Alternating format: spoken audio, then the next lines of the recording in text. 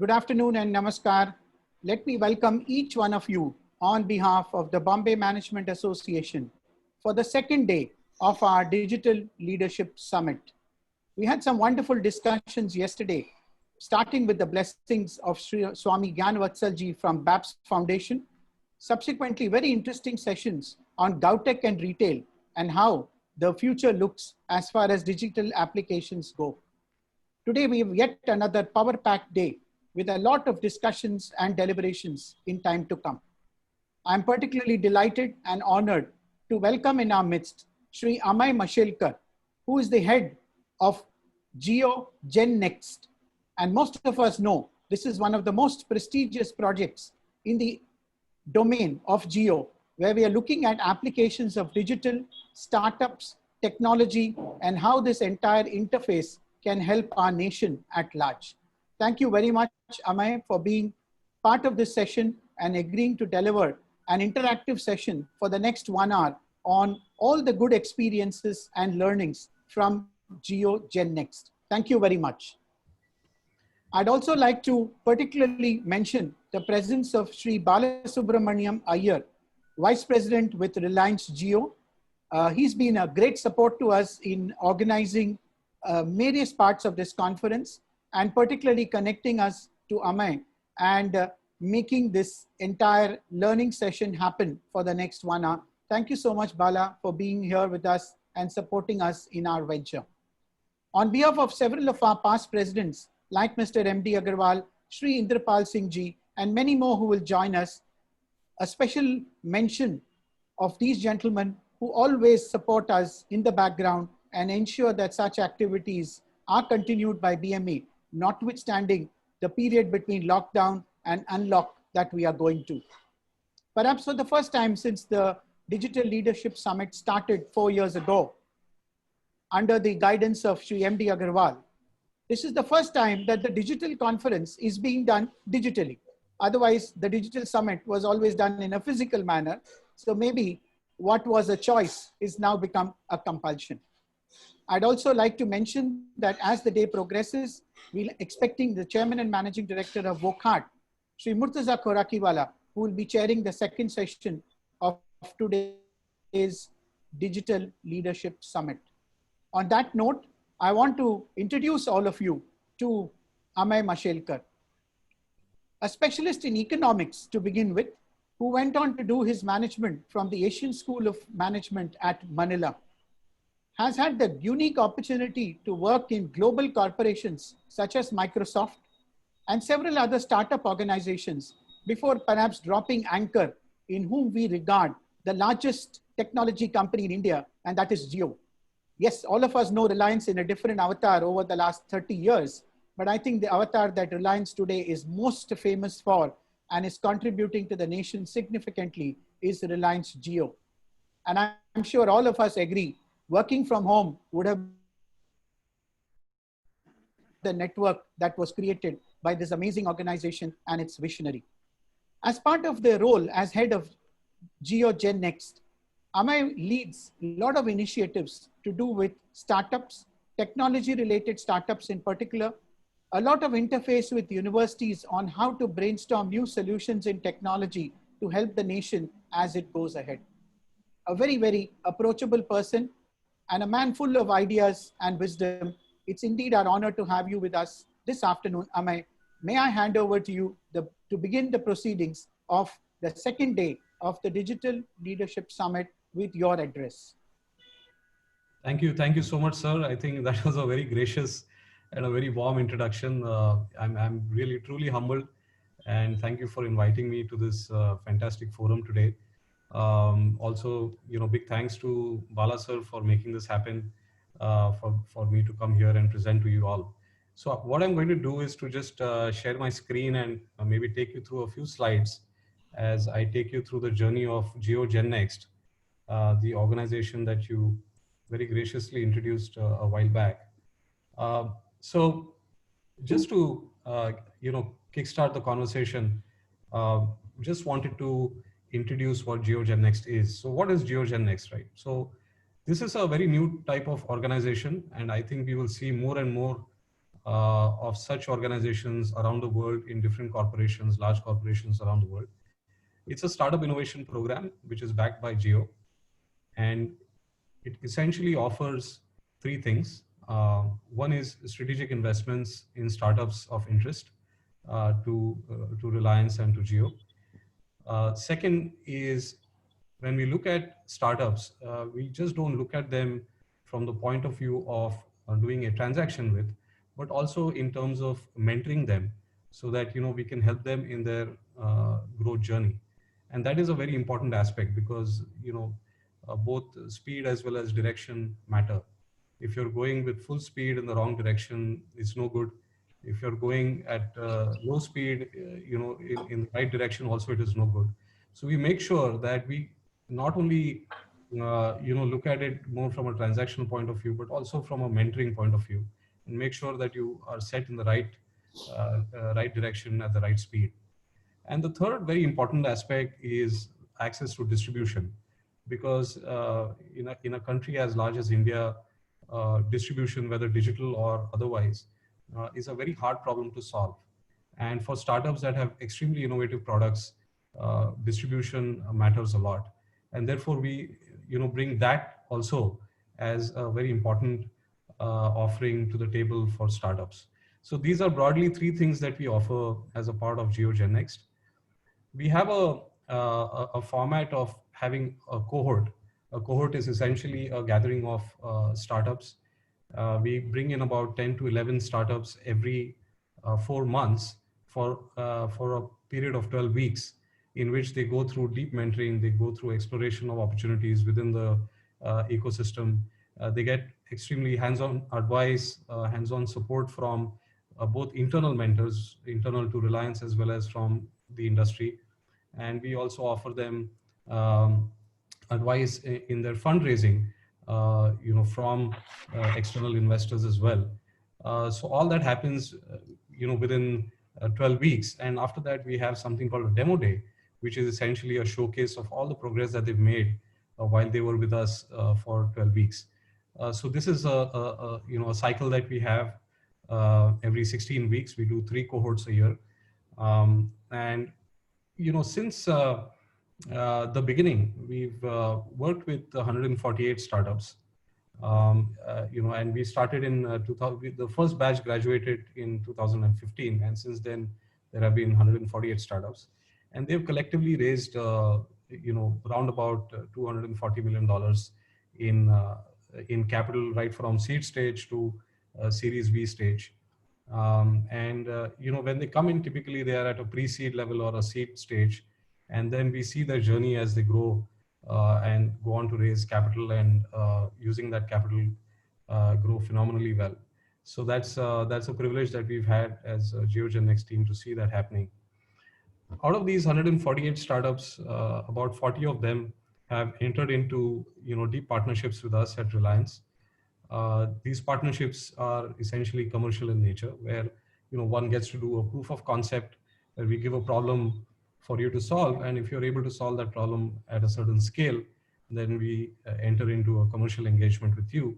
And with that commercial engagement, then that helps you go on and raise capital, hire the right people, and grow your business from there on. Out of these 148 startups, 9 have been acquired by companies other than Reliance, which have helped those companies in their growth journey. And 3 acquisitions have been done by Jio, which were originated by us at Jio GenNext. So this is a very quick snapshot about what Jio GenNext is. A lot of it is explained in numbers, but I think the true spirit of the organization is how can we support and help startups in their growth journey, and how we can leverage their innovation in the most effective manner for our own growth purposes as well. Right. So I just wanted to break down the 3 offerings and see, look at some case studies across these 3 offerings. So the first one is strategic investments. So one of the transactions that we originated as a part of Jio GenNext was a company called Find, and a very interesting story where, in fact, the founder of this company was in fact not a startup that was attending the program, but was in fact a mentor for the program. And the situation was such that he gave a fantastic presentation, and that presentation was brought out a lot of new insights for us. And that's what generated interest in the company that the mentor was running. And that's how we ended up actually investing close to $42 million in Fine. The other example that I like to quickly touch upon is that of a company called NowFloats. NowFloats is essentially, I mean, there are 60 million small and medium-sized businesses around the country. And what NowFloats does is to figure out how to bring these small, medium businesses online, whether it is bringing them onto e-commerce, or whether it's a chatbot, whether it's a website. So they do all of that in a self-serve kind of way, where there is no manual intervention. People literally download an app and in 30 seconds are up and running with a website of their own. So we found that business very interesting, and we wanted to look at how this can integrate into our own plans within Jio, and therefore that led to an acquisition which was valued at about $20 million. And finally, the other investment that we originated at JioGenNext was a company called Mbibe, which is in the area of artificial intelligence powered personalized education.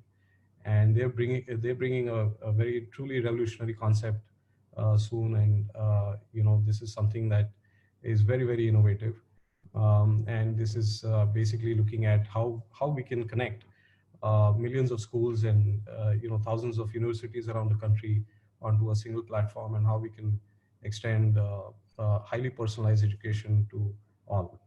So these are three investments that we originated at JioGenNext. Just from a customer mentoring point of view, and what I mean by customer mentoring is, like I mentioned earlier, we don't just provide advice, but we provide actionable advice, where that advice can be converted into a business opportunity for the startup. And that's what I really mean by customer mentoring. So if you take the first case, a company called Genie. Genie is essentially an assistive tool for the large population in India. So if you look at the consumption on smartphones today, it is largely audio, video, WhatsApp, etc. But if you want to do a transaction, there are a lot of hurdles that a lot of users in the tier 2, tier 3 cities and towns face.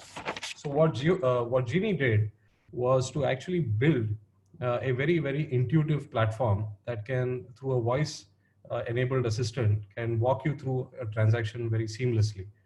And therefore they were able to overcome that hurdle for users.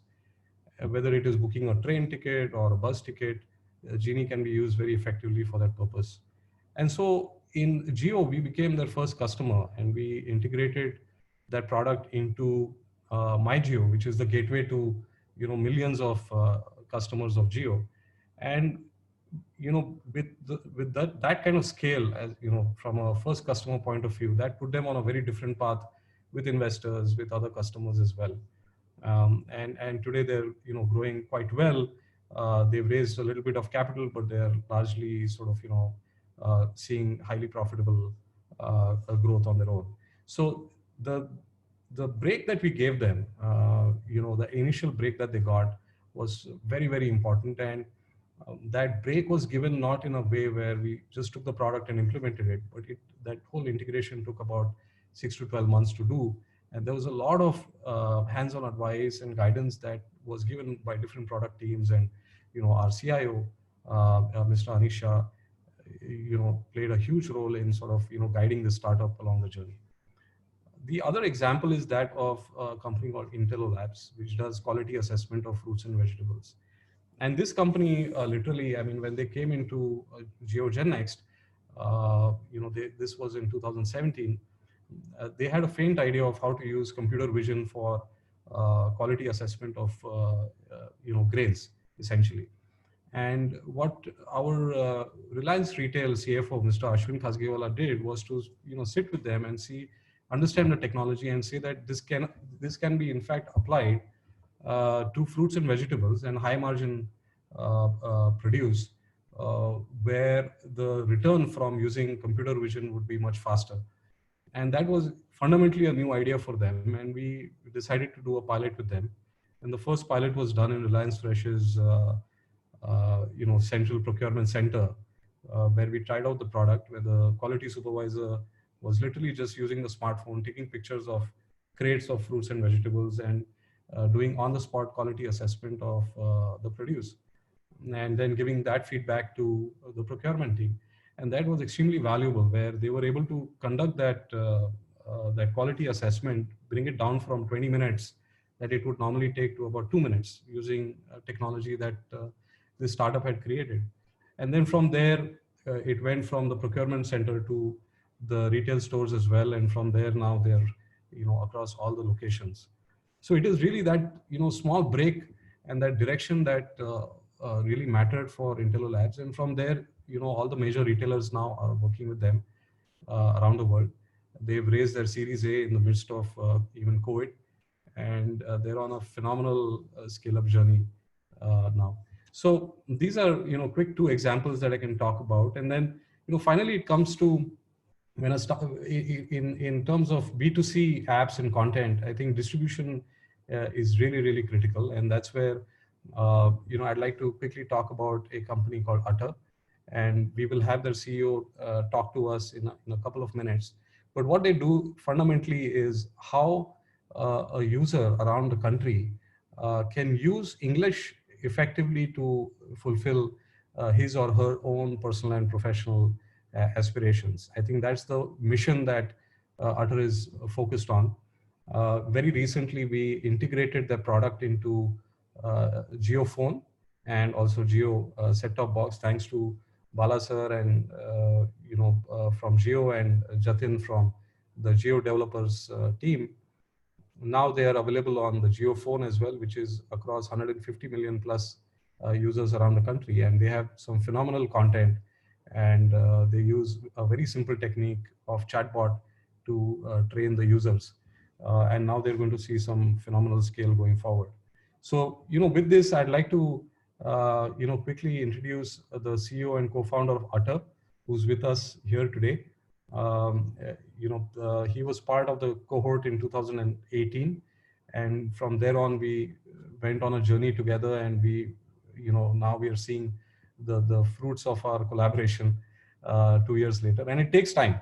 Nothing happens overnight, and it takes time, but very happy to have him here in this forum, and thank you for also bringing him here. And with that, I would like to pass on the discussion to Ninad. So if I can stop sharing now and pass it on to Ninad. Thank you. Thanks, Amay. That was a wonderful start, and the perspective that you presented to us really indicates how much of good work is going on behind the scenes. And truly, when we, the customers, get to experience it, we realize that a lot of research and hard work has gone into it. So kudos to you and your team for the wonderful work that you're doing. Ninad, let me welcome you on behalf of the Bombay Management Association. It's a delight to have you here, and may I hand over to you to begin your sharing of ideas. Thank you. So I told sir that I'm not going to present with a pitch or a presentation, and he heaved a sigh of relief, so I'm happy. So what I'm going to do is I'll quickly, in about 10-15 minutes, I'll talk about my experience as a part of the Jio Gen Next Accelerator cohort. And the entire story, I've already been introduced.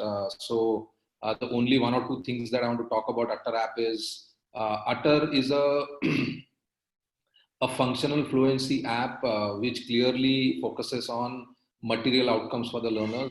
In our case, we are focusing on young professionals. So, we have built a system which can help people actually get jobs or improve their incomes.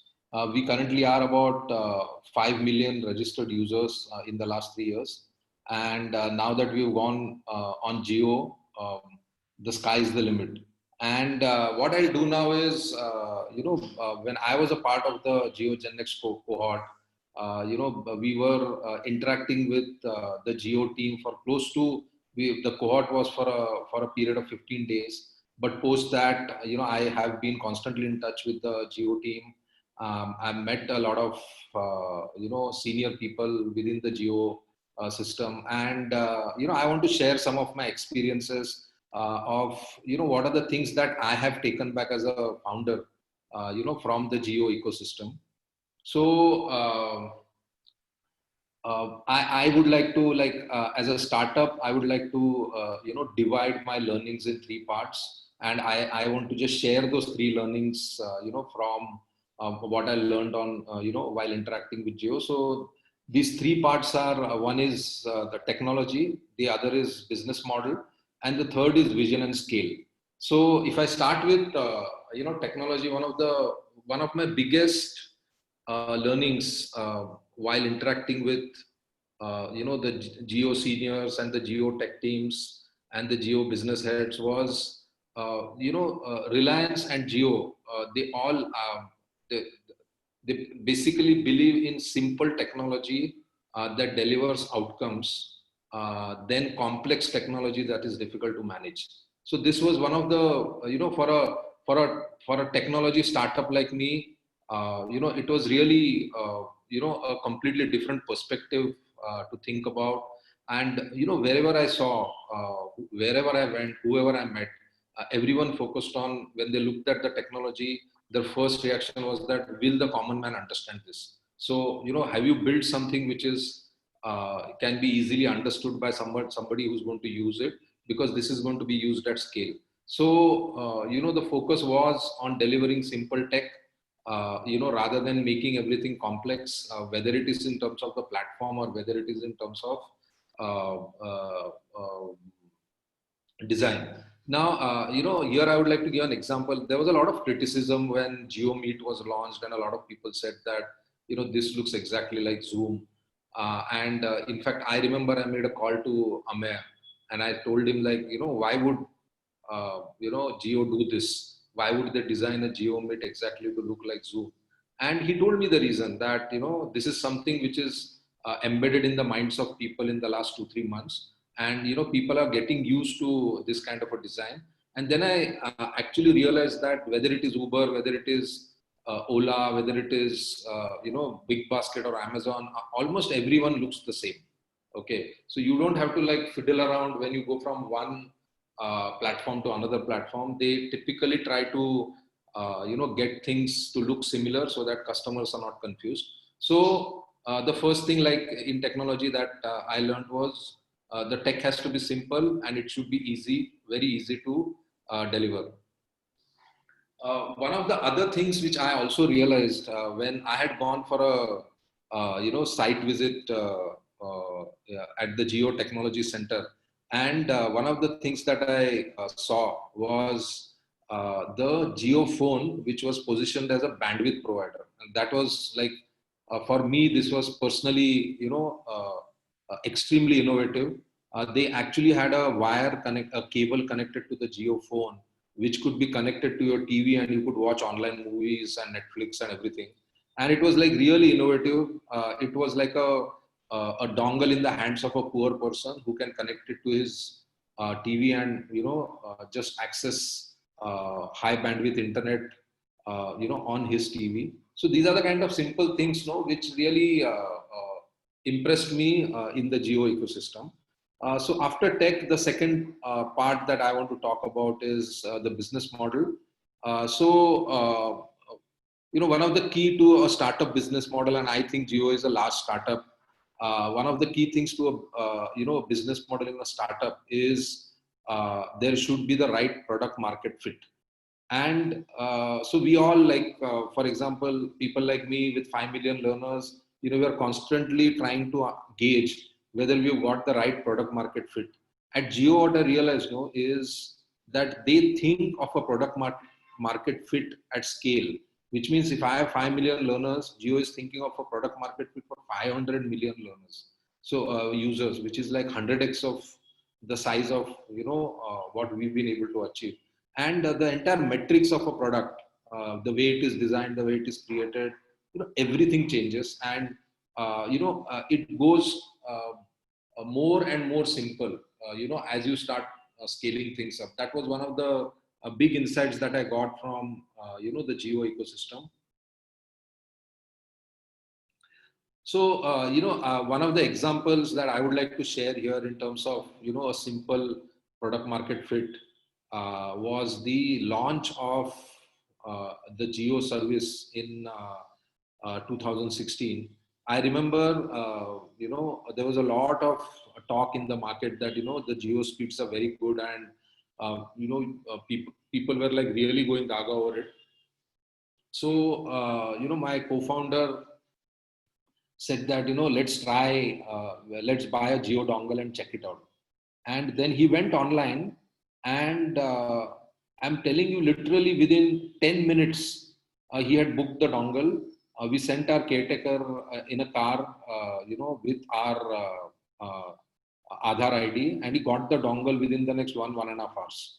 And, that disruption that I saw with my own eyes, I realized that, this is something so unique that, that Aadhaar connected Jio dongle as an idea suddenly allowed Jio, to garner millions of customers in about 12 to 15 months, what other telcos had taken close to 20 to 25 years. So, simple ideas like this is something that, I realized that these are the kind of things, whatever products you build, you need to eventually bring it down to the most simplest possible way, in a simplest possible deliverable. So one was, the first was tech, the second was business model, the third was, Jio is all about vision and scale. And I want to tell a very unique story here. In one of our sessions, a very senior person from the Jio ecosystem had come, and he was talking to us, and he told me that he had newly joined. I think he had joined the Jio family about 6 months ago, and he spoke about a huge poster that he had seen in the Jio premises with Mr. Dhirubhai Ambani's photograph, and below that was his quote, which said, "Supply creates demand." So, this person was very confused that he says traditional economics says that demand creates supply. So, what is this theory about supply creates demand? So he went and, spoke to some other old hand, of Reliance, and he asked him that, what does this theory mean? And when he explained us, how the theory of supply creates demand, is the essence of what Reliance has done over the years. So, once they have a product idea, once they have the the entire product market fit in place, they just create supply. That's it. And the demand is generated by the virtue of the supply that they have created, rather than the other way around. So you don't see like Jio going and, telling people to buy and stuff like that. Suddenly one fine day, hundreds and thousands and lakhs of stores, start stocking Reliance Jio's or Reliance products, and people just start buying. So, I realized, and then what I did was, I tried to evaluate this theory of supply creates demand to all Reliance businesses, and realized that this is the common thread through almost all the major businesses that Reliance owns. They've just flipped the economic theory and created a profitable, business, which is one of the largest in the world. So as far as vision is concerned, this has been the vision, according to me, of the entire Reliance network, is what, I experienced. As far as scale is concerned, there is scale, and, a lot of startup, talk of scale differently. In case of Reliance, especially Jio, who I interacted with, the scale is never realized at the execution level. The execution teams never talk about scale, because I realized that scale is broken down into parts so that they are easy to execute. So everyone is doing their job, and somehow, they have built this system where whatever they, envision, and they know that they have to reach 1 billion users over the next 10 years.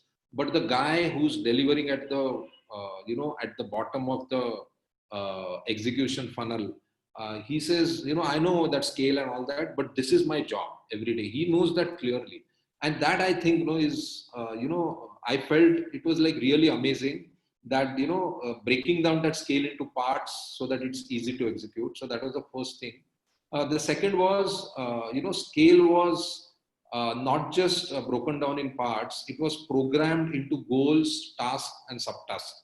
So, everything was, so goals is not something, vision was something that Mr. Mukesh Ambani, would envision and then, tell his team members. Then probably each one of them will be given goals. Then those goals will be given as tasks, below that, below the hierarchy. And then, almost everything else are subtasks, which are essentially undertaken to achieve the task, which eventually achieve the goals. So again, there is nothing like this on paper. It is just there as a part of the Jio DNA or the Reliance DNA, and it keeps happening. One of the other things which I saw was Jio doesn't. Jio is a family, so it's not like if Jio is doing something, somebody from Reliance will not be allowed to enter that domain. So across group companies, whoever has the core skills, they are got into the project, to execute it. So, and the last point was that I learned was, scale needs to be monetized for profitability, not valuation. So this is another, very big learning for, a lot of startups like me. I remember I spoke to one senior person who had come to talk to us from Reliance. And I said, I was talking about this entire monetization, I was having this monetization discussion, and I spoke about profitability, valuation, and all that.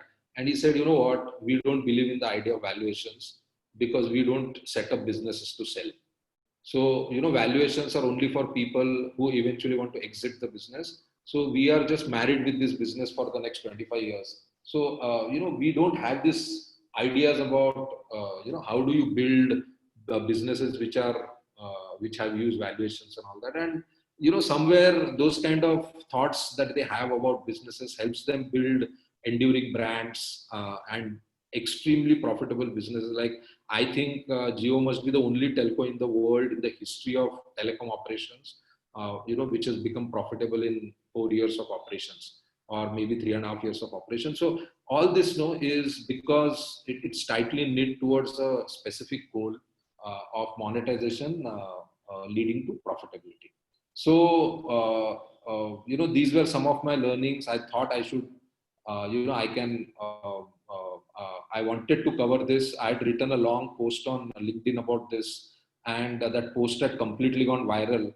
And, somebody from Reliance Network had called me then, and they said that, this is so difficult to digest for us. So much praise, because all the time, in all the networks, people, there is a lot of criticism, against you. There are a lot of good things which are also said. But the way, I wrote that entire LinkedIn post was a genuine post, because I had experienced that inside the organization. And I felt that, most of the times this organization is, people don't know what this, entire network is, what this entire organization is. And when Amey told me that, I need to discuss all this, I said that that's a great opportunity for me to, share my experiences with you. So thanks a lot. Thanks, Ninad. That was straight from the heart. It was obvious that there was so much you experienced, and listening to your experience has opened up a lot of eyes of people out here. There are lots of questions that people have because it's rare to get both a mentor and a mentee together in one room. And that's what we do in the form of Amey and Ninad. I'm going to straight away begin with our questions so that we make the best use of time that is available. Amay, I hope you're here with us and I request you to join us. Thank you. One of the first questions that comes to mind from the people is, as part of the entire focus of Geo at this point in time and Geo Gen Next, how much of rural and urban composition do we see in terms of projects, ideas? What are some of your experiences?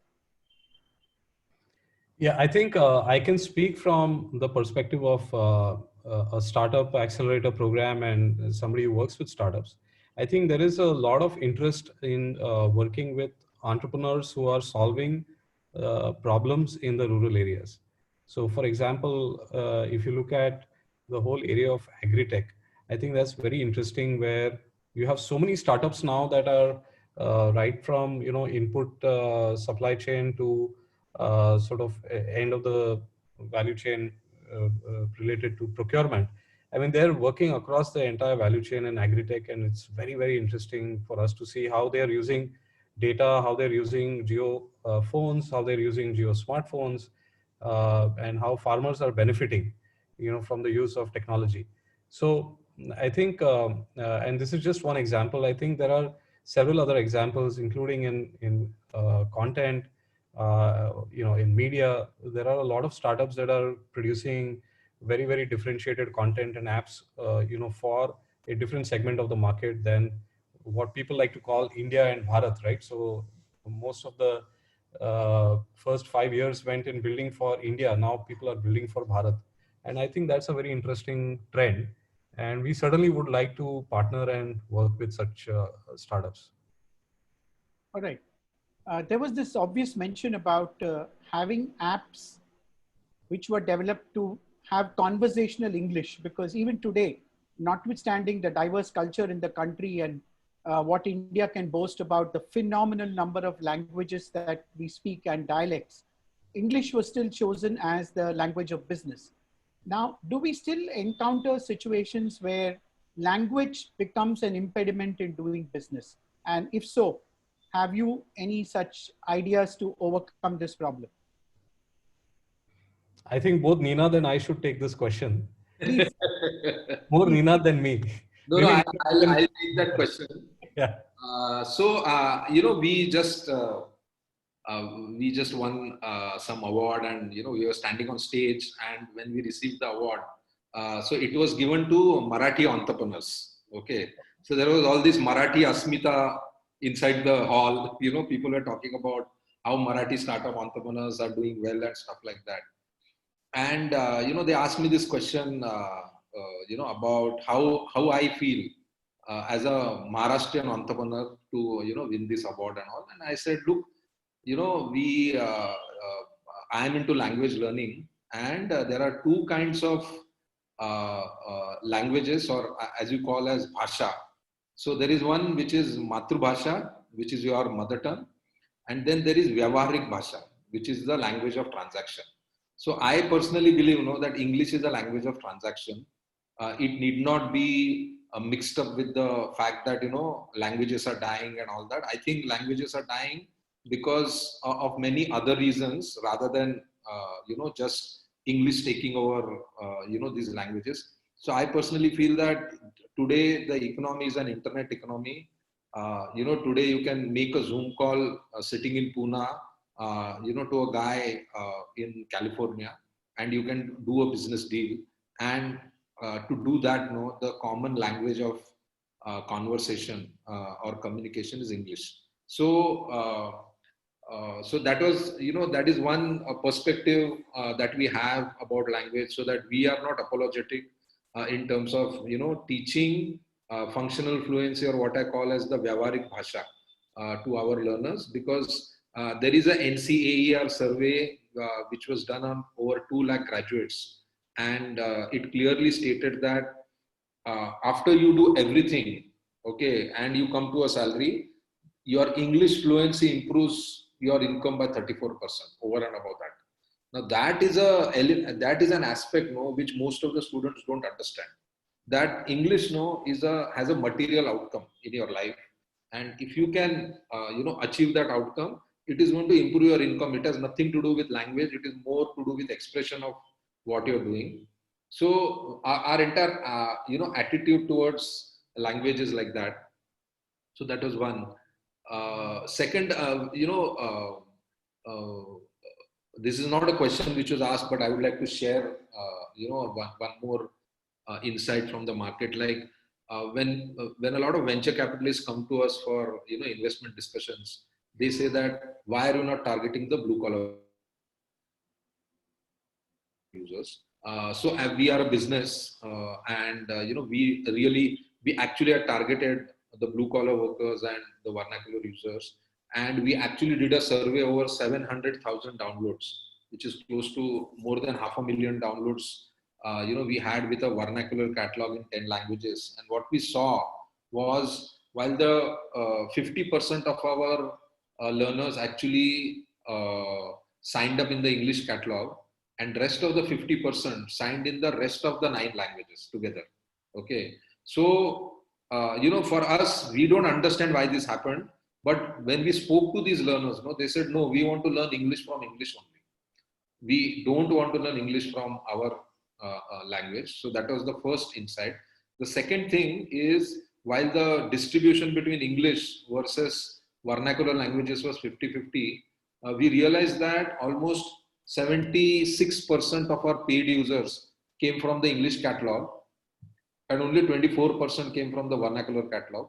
So as a startup entrepreneur who has goals to give back shareholder returns, I am forced to go to the market, which can be monetized, and which is the reason why what I realize is any English learning startup who wants to actually generate revenues and profitability should go after the English to English learning market. All right, point noted. Amey, you were trying to add something. You're welcome.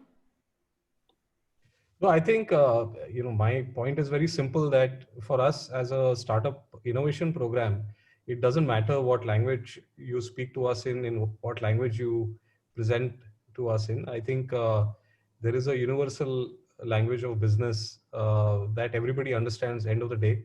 And I don't think English can inhibit or limit you in any way, but it can certainly help you get across to audiences that are more global in nature. So, Sure. but personally feeling, I think you can approach us and you can speak to us in any language. It doesn't matter. Yes, I guess so. That's evident from all the communication we see on the geophones and so on. The next question relates to something equally interesting. And among all those people who come in for your incubator programs for startups, etc., what would be the demographic profile of the participants? We've seen one young participant here in the form of Ninad, but I'm not sure what kind of people approach you. Do you end up having a lot of middle-aged entrepreneurs who want to try their tryst with technology? Or is it the young minds who are actually wanting to get into the big world of business early in age? Could you share some of your perspectives? Sure. I think, of course, Ninad is an exception. He's young at heart, and he certainly, speaks from the heart. I think the entrepreneurs that we get, I mean, if you broadly split it into B2B and B2C, in B2B, one would normally get entrepreneurs who have a little bit of experience of working in a larger organization or even a small medium business, and they've encountered a problem that they want to solve, which they can't solve in their existing organization. So they step out and they try to solve that problem for that same customer or maybe somebody else. And then from there, they want to solve it for many other customers. Or they've seen certain technology capability that they've acquired, or a new trend in the market that they've seen as a part of a larger organization that they want to, capture. So I think B2B, for B2B, we see entrepreneurs with a little bit of experience, but certainly in B2C, experience doesn't matter. You don't know what's going to work in the market. All you need to do is to launch and then learn as fast as possible. Apps like Utter, which have grown phenomenally fast, have learned on the go. They've figured out how to crack distribution through partnerships, through organic growth, through inorganic growth. And I think that requires you to be extremely young at heart, and be extremely bold and, take those steps immediately and sort of iterate quickly. So I think, we've seen entrepreneurs coming to us right from early 20s to, late 40s, mid 50s as well in certain cases.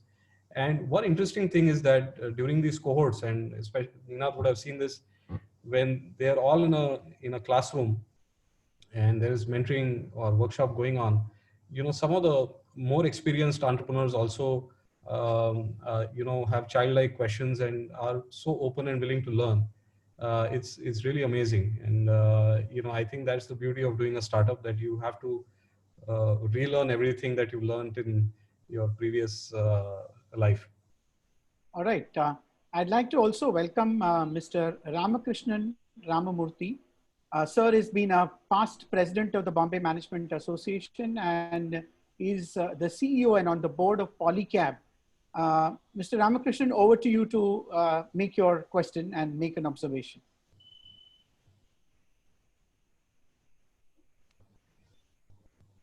Just unmute, please. Thank you.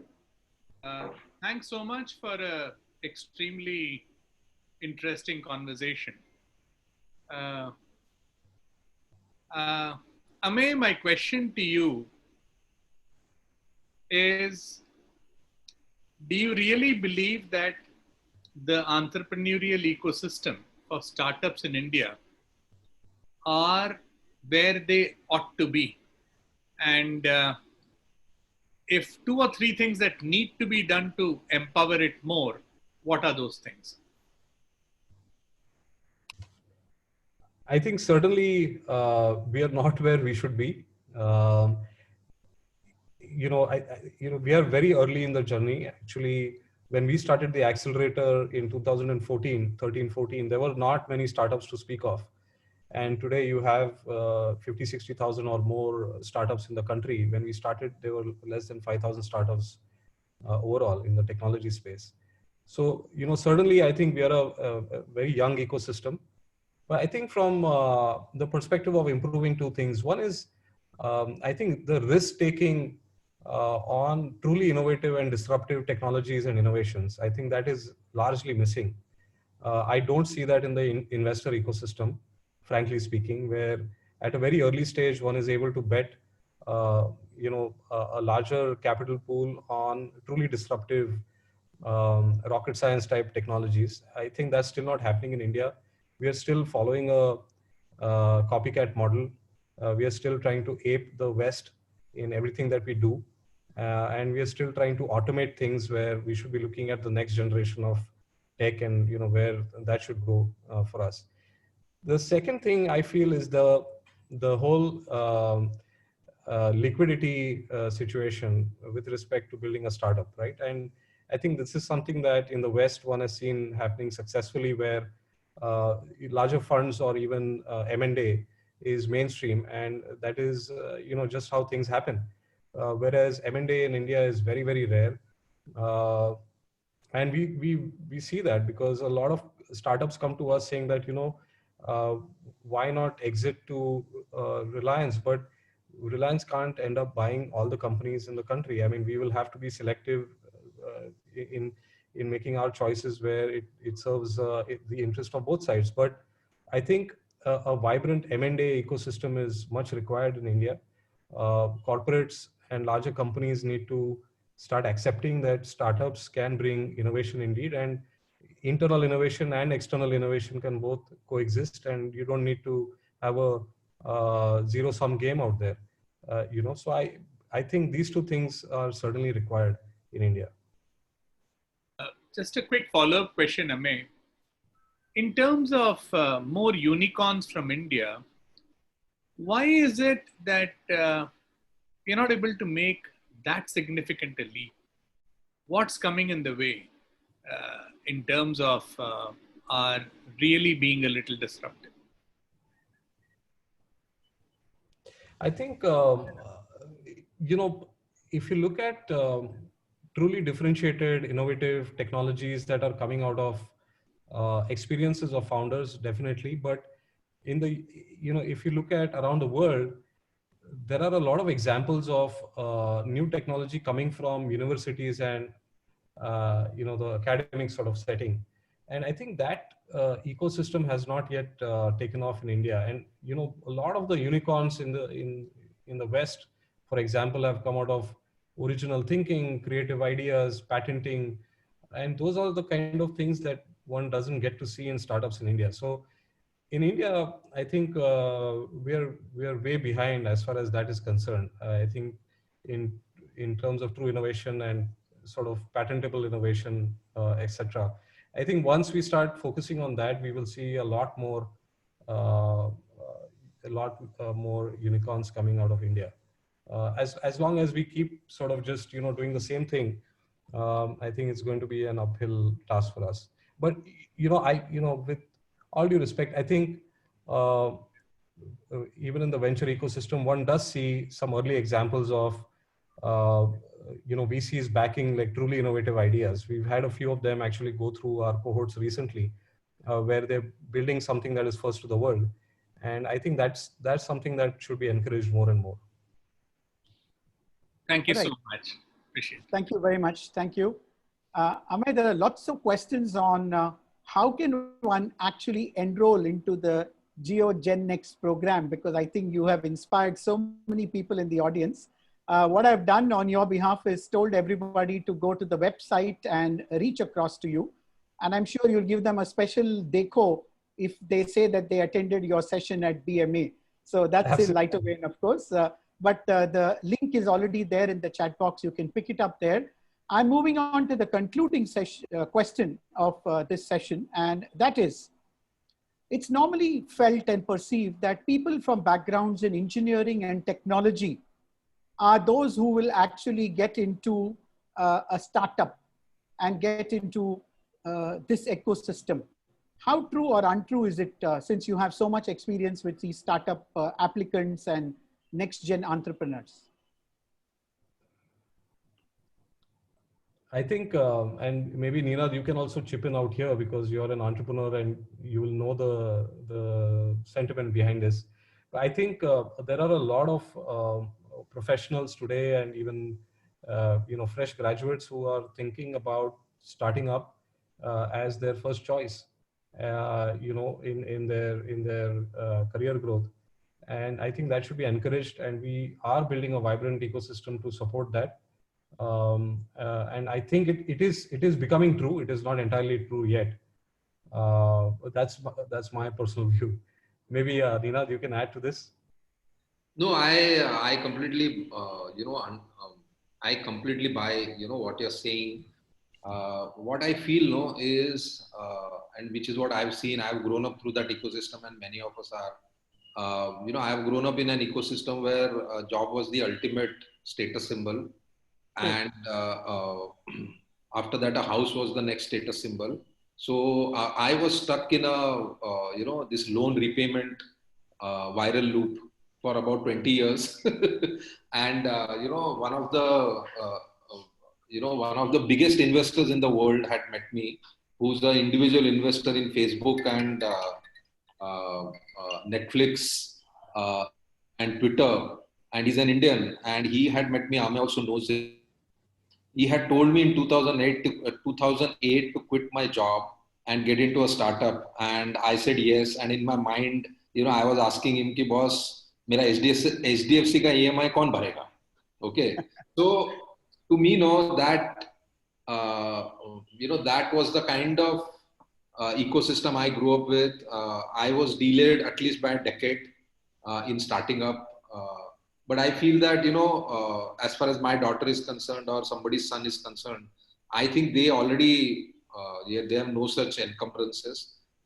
And, they are already thinking about innovative ways of working or, career choices that they are making, and also entrepreneurship. But I think we belong to the top, let's say, 5% of the country. And if this has to actually percolate down to people. So, for example, I know, we all know about the Honeybee Network, which is, promoted in IIM Ahmedabad, which is about rural innovations. And even there, I've seen the kind of innovations that they're doing. But essentially, we don't have an ecosystem to, what I feel, is more than ecosystem. It is like if you become an entrepreneur, the first thing that people ask you is, what will you do if this business doesn't work? Like, what is your plan B? And I personally feel that, any entrepreneur who starts with a plan B, that is a sure shot recipe for failure. So, if you have a plan B, which means you're not going to put all your eggs in the same basket. And I don't think that's going to work. So I think, yes, there has to be an ecosystem, but I think there has to be a huge attitudinal change within the psyche of this country, that it is okay to fail, as long as you learn something out of that failure. And it is okay, and the best thing, is to fail early. I think very valid point that you need not plan to fail, but it doesn't matter if you fail. Yes. If, as long as we move on to this positive mindset, I guess we'll see a lot of startups succeeding. Amay has been kind enough to go one step further. He's given you the exact link on which you can reach across to GeoNext over there, GeoGenNext. In fact, for the current batch, I read that applications are acceptable till November 8th. And all this is in the chat box, so you can pick it up. Thank you, Amay, and thank you, Ninad.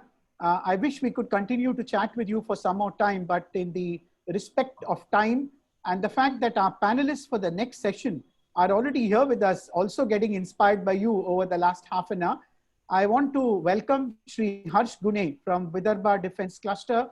And I'd also like to welcome someone you might know, Amay. Amit Shukla is our next speaker on the panel, and he's also here with us. And they are going to continue the discussion for the next session of our Digital Leadership Summit.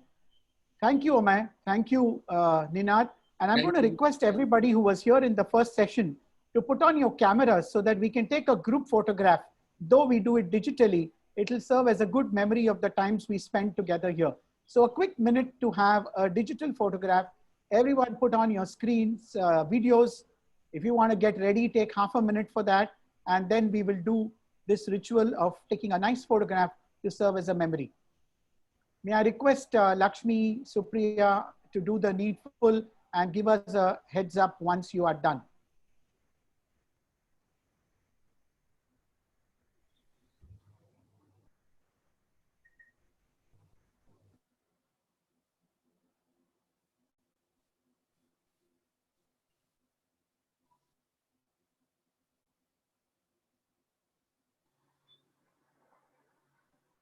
Okay, thank you so much, everybody. And a special gratitude to Bala Iyer from Reliance for facilitating this session for us. And Ninad and Amay, we welcome you to stay on for the rest of the deliberations so that you could be part of this Digital Leadership Summit along with us. Thank you once again. Thanks.